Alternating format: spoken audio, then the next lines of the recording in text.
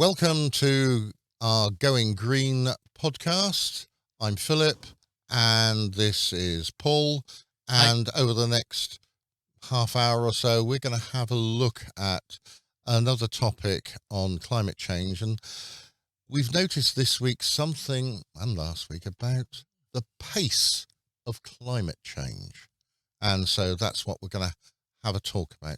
I mean, it's not quite what you think about when you say the pace of climate change, but basically we've seen over the last month, perhaps I would more call it, because it's all the things happen raging go, is that everything's suddenly happened. All this stuff has suddenly happened within a month. We've had floods. We've had floods, droughts, wildfires. Fire. Permafrost melting. Sandstorms. The sandstorms are happening. You name it. The type of weather is happening, and this is the violent type of weather. The only thing that isn't happening is a hurricane in the Americas. That's the only thing I can say. Yeah, and if you fancy going to Brazil, it almost had a sort of a whiteout blizzard there. Yeah, so So the question is today, or the topic today, is looking at the pace of global warming. And, it's one of those small things where you wouldn't attribute necessarily all these weather events to global warming, or at least not the direct cause of global warming, because obviously, snowstorms, but it's the likelihood. And even in Brazil's case, they hadn't seen snow in nearly 200 years.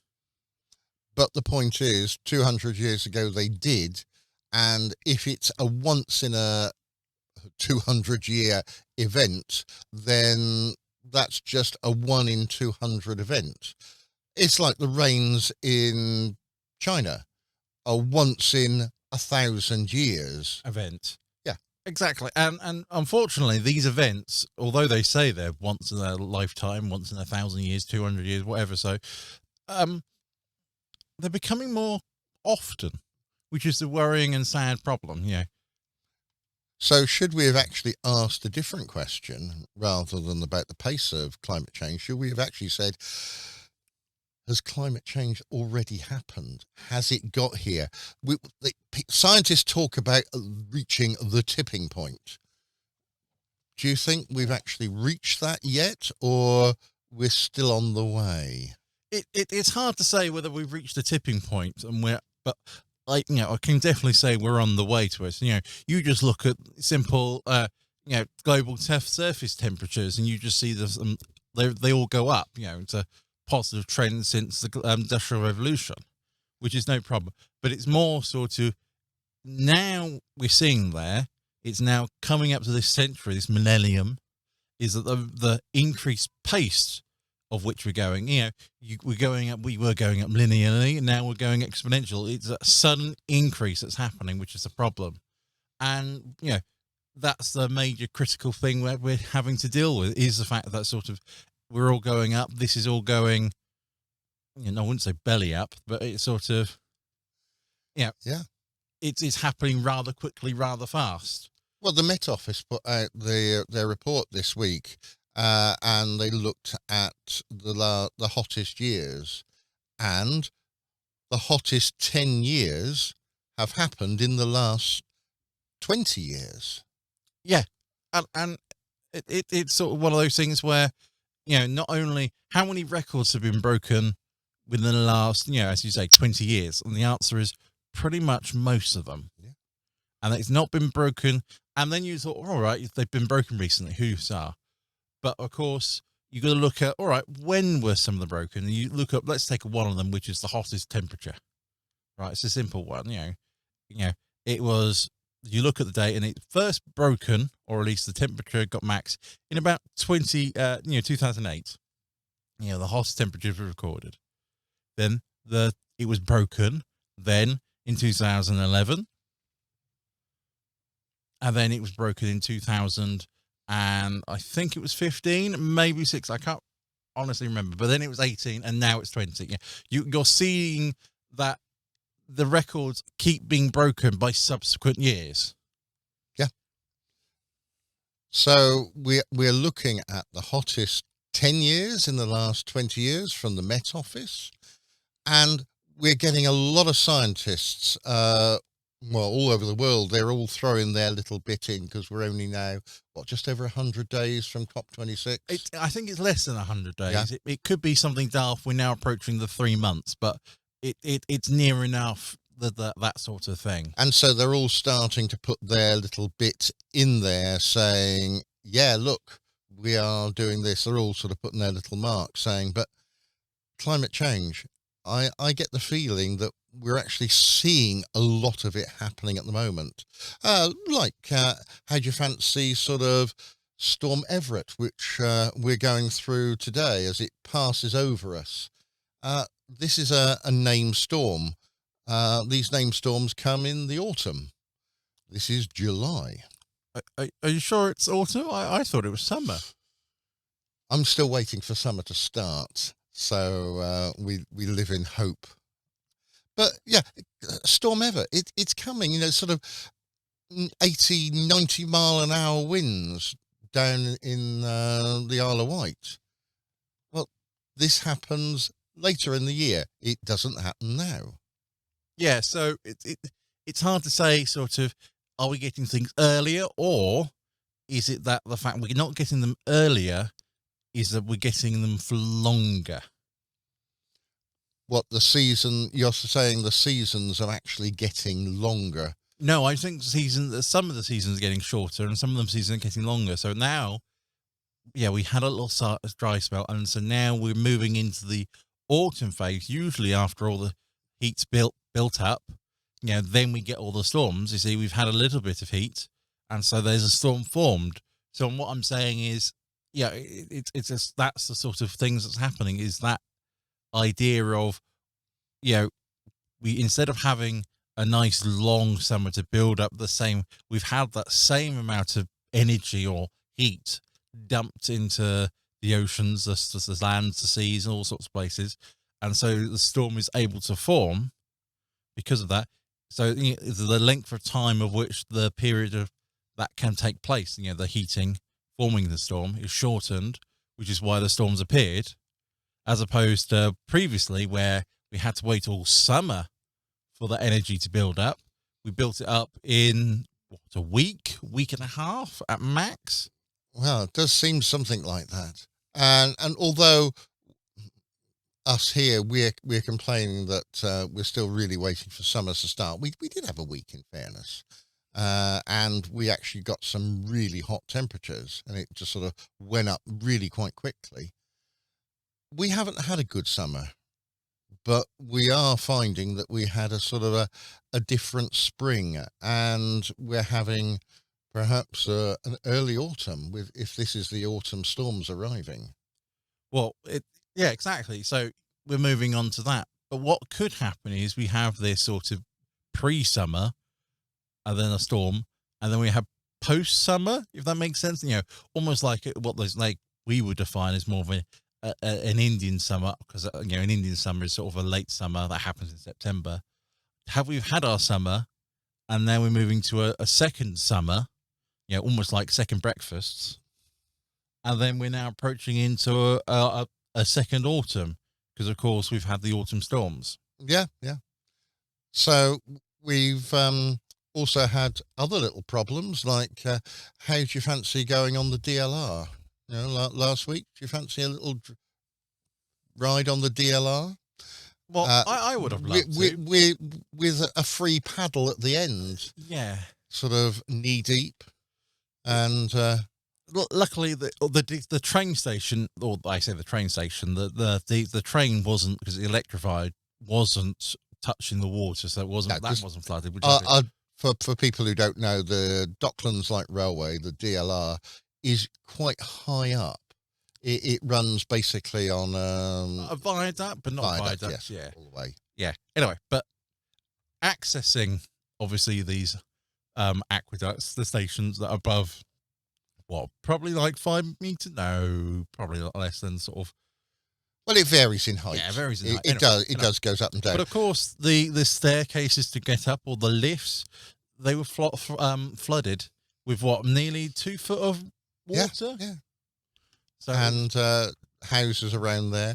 All right, it's London. London is sort of quite low. It's got the River Thames. It's got its famous Thames Barrier, which when it came out was used a few times, a few and now times a it's year. used a few times, possibly a month. I don't know what the figures are. It is something desperate like that, as in it has the usage has increased, but they're also doing it because it's more protective. You know, they're doing it to prevent issues because of more development in the London area. So it's a bit touche and sort of, yes, it's used more, and it was designed to be used not as much. But the reason is it's designed to protect from flooding. But no, the flooding wasn't caused actually by the River Thames flooding. No, it was just the rain that just fallen, and basically the sewers, not the sewage system, but the sewers. Yeah, they just couldn't cope. They just couldn't cope. So therefore, all the rain couldn't go anywhere. So that's why everything flooded. And give the thing an hour or so, the water's all gone. Yeah. We've had quite a few sort of heavy storms, which we get in this country. We expect we have a nice couple of days and we get a thunderstorm. You know, France and Spain, they have the nice weather and they just give us the free export of the thunderstorm. We expect it, but you know, we're having a lot more this year than I feel that we've had other years. Yeah, it's hard to say. Sort of you comparing years, but it's one of those things where tell me a weather event that happened, I don't know, 2008, and then you say, how about one in 2015? How about you say, how about last year, 2020, right? But this year, you know, I can now count on double figures, you know, double hands. Let me just lower hands up, you know. There we go. Woo! I can count on my hands the number of weather events, or I wouldn't say climate emergency or disasters, but definitely natural disasters. You know, the only thing I can say, at least there's no earthquakes to coincide, except of course there was a tsunami warning given off in Hawaii for an 8.2 magnitude earthquake, and that is sort of not quite as big as they come, but it's pretty much there. Considering the scale goes up to 10, and it's and it's decimalized, so it's even worse. So it's sort of, you can't, the biggest one they've record. I looked this up because I was sort of like, wow, that must be the biggest one ever. It's not. 8.9 is the biggest earthquake that I can find. So I dread to think what a 10's like. Yeah, well, that's the problem. But actually, I think there has been a 10. I think it was Krakatoa. Yeah, but I don't know. Someone will correct me probably. Right. Anyway, so we're looking at pace of change here. So we've said already that we've had in the last 10 years most of the hottest days, and that's just in this country. But each year they seem to be breaking the record. Last year they had a thing about, will we make this temperature? And this year it's, are we going to break that? And the year after, it's sort of, each year we seem to be getting that little bit hotter. But the record I say most interested in, most worried about, is of course, it's the minimum temperature of the year. Basically, it determines what is the not the coldest, because obviously that's the lowest, but it's the lowest minimum temperature of the UK, right? And you sort of, what does that mean? Well, it's the warmest it is on a cold day. It's one of those quite old records. Anyway, and this record has been every year being broken, steadily upon steadily, and you can watch it go from something from just slightly above zero, 0.2 is and you can see it creep up, and now it's hit 1. The one that amused me is when we got to the longest day, and it was pretty chilly on the longest day. And when I looked up the figures for the shortest day, in a lot of places, it was actually warmer on the shortest day in December than it was in the warmest day in sort of June.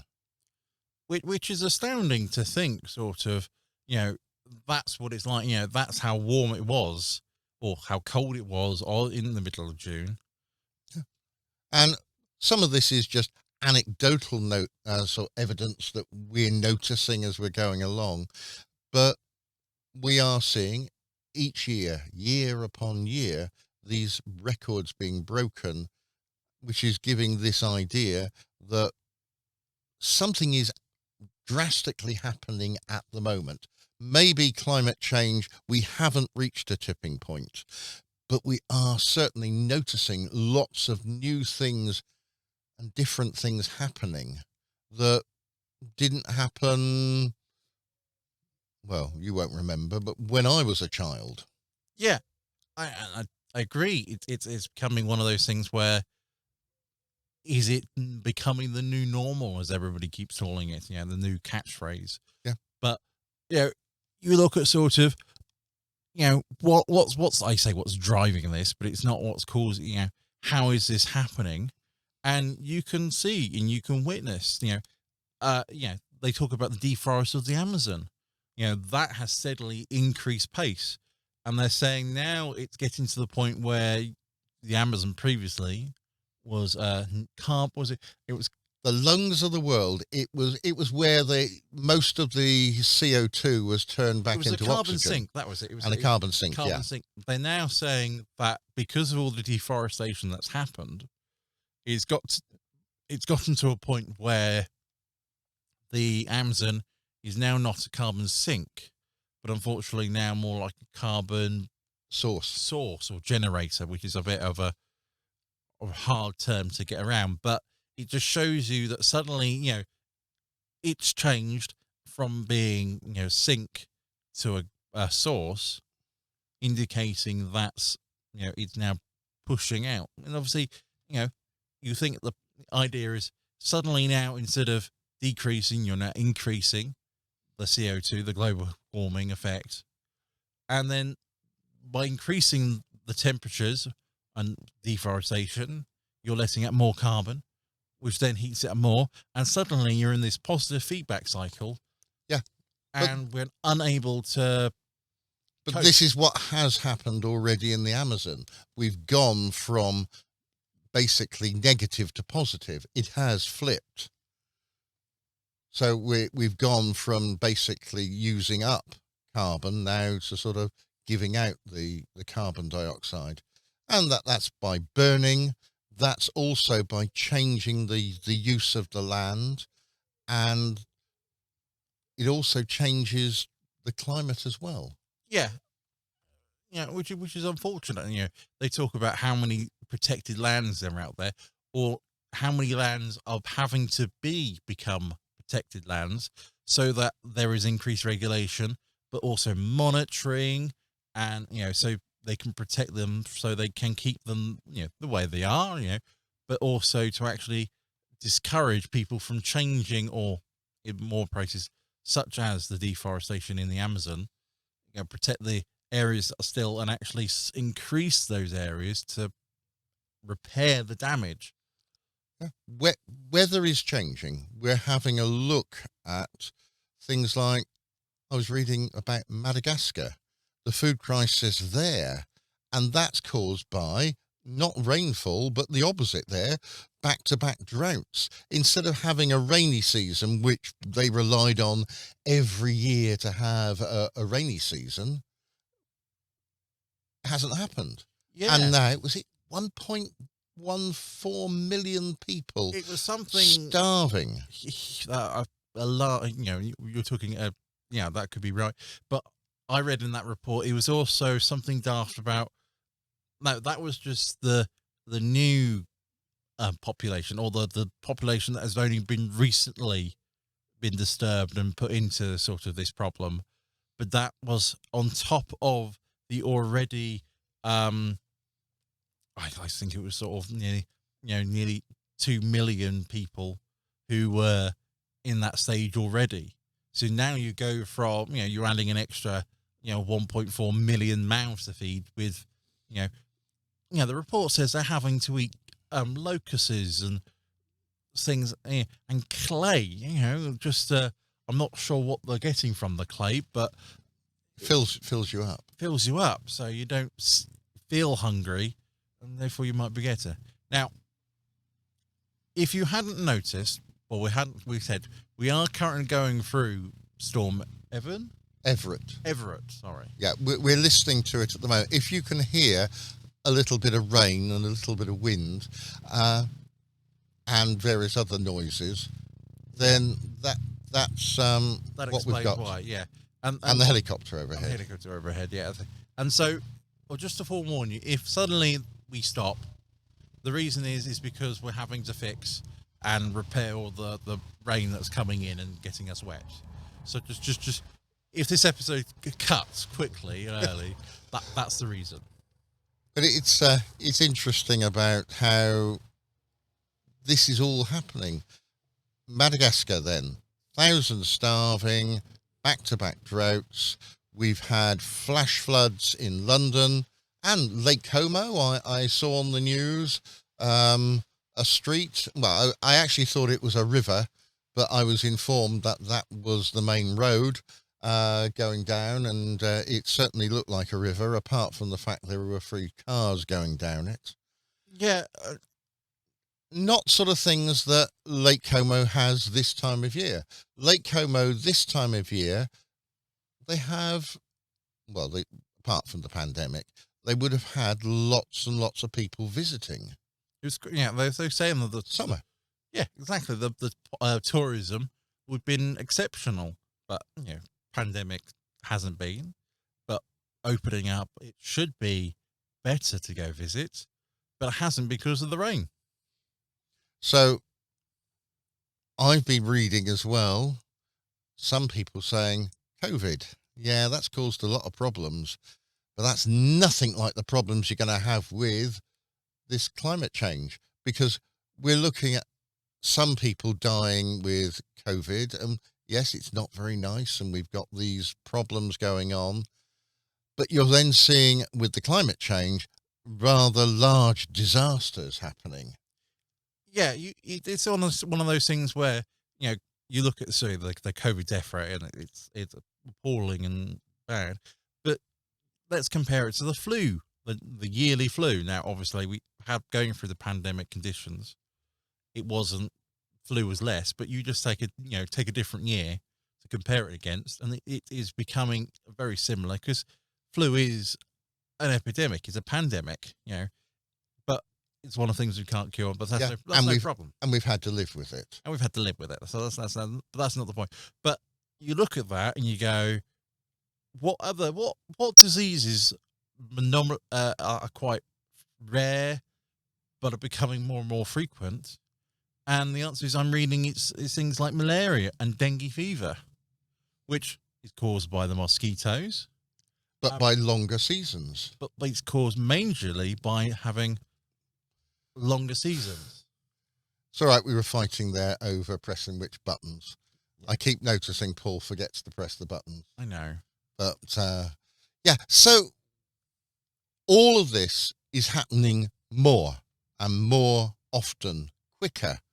And that's the pace of this climate change.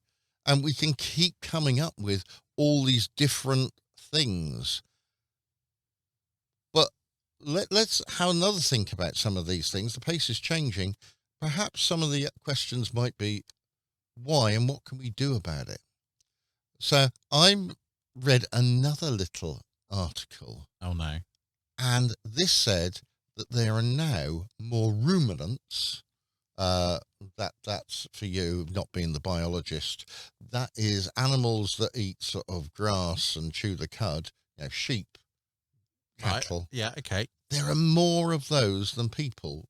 And it was something like 4 times as many of those as people. And they all have one feature. They produce an enormous amount of methane. Well, yeah, I do see that. So we're getting more and more of these animals to feed a larger and larger population, but that's producing more and more methane. And this more and more methane is pushing this climate change faster and faster and faster the more animals we have. That going to the positive feedback effect of sort of, more, an ever increasing population needs more food, and that increases. That's a positive feedback loop. But critically, of course, the more animals you have, the more methane is produced, which is a positive feedback because, of course, your population grows. So you can suddenly see by one thing increasing leads to another, and then the consequences of that other thing increasing produces a problem. So it's not a feedback loop. It's more of sort of, we're having everything that's done is also associated, but it is being forced into the culture, the idea of sort of how things are going. But they look at these things and go, let's try to give the cows or the ruminants different feeds, so they might produce less methane. To help out. You see, but they've got to sort of go, feeding one herd of cattle or sheep isn't that. We need to make sure that find a way to make it economically for the 500,000 cows, sheep, or you've got to make it on that sort of scale. But then the other critical point is sort of, where are these cattle or these herds growing? Where are they growing? Because they're not actually growing here in the UK. And like I say, my grown, there's not the cattle herds not being grown. It's the herds themselves growing. Yeah. And the answer is they're growing in the developing world, because obviously they're the places where there's an increase in population. So they're having to do. So suddenly you need the first world to feed the third world to prevent the world dying due to the first. Responsibility is not suddenly on one nation. It has to be on all of them. And the ideas need to link together. Globalization needs to become globalism. We're talking there basically about things probably started off in England. It was England's fault. We invented the Industrial Revolution. That's where it started. And we started it, but other people carried on. And everyone now wants all the products of that Industrial Revolution. Yeah. And it's not just our fault. And we shouldn't just have to pay. But this is our world. We've only got one world. We've only got this one place. We've only got one opportunity. And we've got to try and sort of do our best to help everyone. Because it's the same with COVID. It's no point solving COVID here. We have to solve COVID globally. And just as we can't just solve our problems and get round problems of global warming in this country, it's got to be done globally. And if that means we've got to step up and pay some more money to try and help some other countries, then we have to. But it's also their responsibility to also do what they can, because it may not be their fault. But they still live here on this planet. Yeah, it's the idea there is no planet B. So instead of sort of blaming else, I'm not saying there is no fault. There's plenty of fault to pass round. But at the end of the day, we've got no planet B. So therefore, we need to move on, and we actually need to change, radical change, none of this nationalism approach. It needs to be a globalism style. Everything needs to take place and happens now, and then what else to say, but this is what COP 2026 is hopefully going to do. We've heard lots of agreements and sort of all the people meeting beforehand to decide what they're going to talk about. But the problem is, you look at what's going to come out, an agreement, just look at Paris, the Paris Agreement. Yeah. We've got to have this agreement, this sort of world agreement. Anyway, we've reached our time, so I'll say thank you for listening. This has been our Going Green podcast, looking at the pace of global warming. I wasn't too worried when we started. I'm a lot more worried now. So it's now goodbye from me, and I would say a goodbye from you, but I keep getting it wrong. So I'm just going to say goodbye from me. Bye-bye.